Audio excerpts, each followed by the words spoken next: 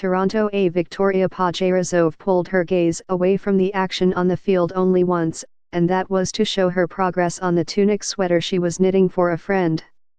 As she sat in her usual spot behind the Toronto Blue Jays bullpen in left field A section 137 at the Rogers Centre A during a recent game, Pajarazova's fingers twirled through green yarn as if independent from the rest of her body. Some people eat peanuts, she said. I knit a.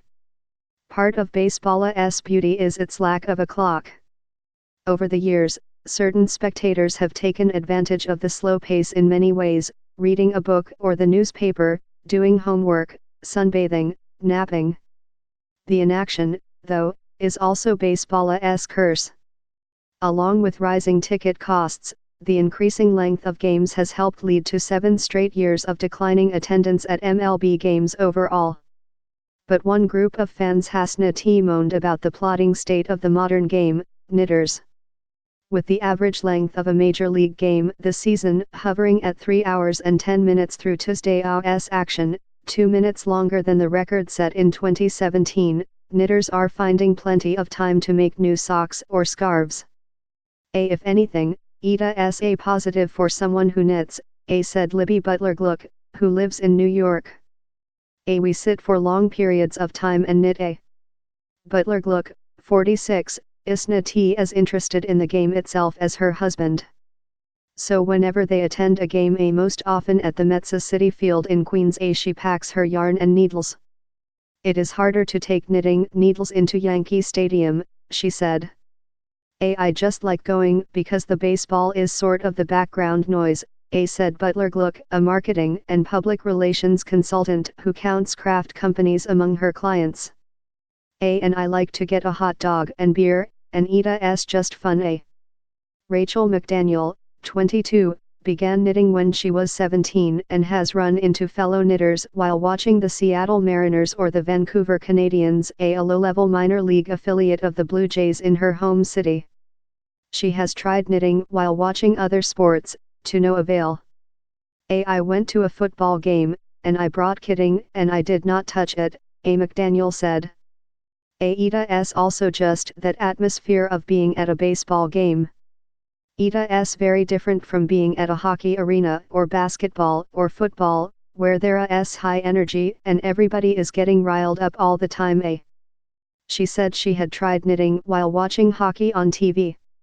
It just doesn't work as well, she said, because if you look down for 5 seconds, you are missing something. McDaniel, the managing editor of the baseball website The Hardball Times, doesn't mind the long games, which are dragging more than ever because of longer at-bats, more foul balls, more pitching changes and more time in between pitches. This style of baseball that I have grown attached to and devoted so much time to writing about it allows me to pursue these other activities, she said. I don't really watch a ton of other sports because of the fact that there is so much happening and I can't sit down and pay attention for that long. I want to do something else at the same time. Baseball and knitting worked so well together that, in 2005, the Mariners hosted an inaugural Stitch and a Pitch event that nearly 1,000 people attended, Butler-Gluck said. Soon, the National Trade Association, the National Needle Arts Association, got involved, and many teams held similar events, drawing knitters of all ages, ethnicities, and genders. Butler-Gluck, who used to work for the Trade Association, traveled the United States organizing events and educating stadium security staffs about knitting needles, which can be made from wood or bamboo rather than metal. We were the sales department's dream. Can you give up 1,000 seats in the nosebleed section, said Butler-Gluck, explaining that the knitters sat in the upper deck to avoid foul balls. While many of the formal Stitch and a Pitch events have tailed off, some teams, like the San Francisco Giants, Milwaukee Brewers, and Mariners still host yearly gatherings. In Vancouver, McDaniel said, local stores organize several knitting nights at Canadiens games every year. Meredith Wills, a California-based data scientist for a sports technology company, has been to several such events throughout the country. She has also combined her expertise in knitting. She has knitted a few replica items that are now at the National Baseball Hall of Fame in Cooperstown, NY. With her love of baseball and background in physics. As I am sitting talking now, I am knitting, Will said in a recent phone interview. It's one of those things that when I am around the house watching TV or listening to a game, I'll always be knitting. Even at conferences, people have seen me knitting. I focus better, I pay more attention, I ask better questions. The knitters all said they were used to the raised eyebrows that their yarn twirling behavior drew at baseball stadiums. I always knit in public, so I am used to getting weird looks, a Butler Gluck said. Pajerazov, 24, said older, male baseball fans had made comments about her knitting at games. The Ari may be a little bit defensive of their turf, she said, I donna think this girl knows baseball and isna paying attention to it. Look at her knitting. Some people think it's funny.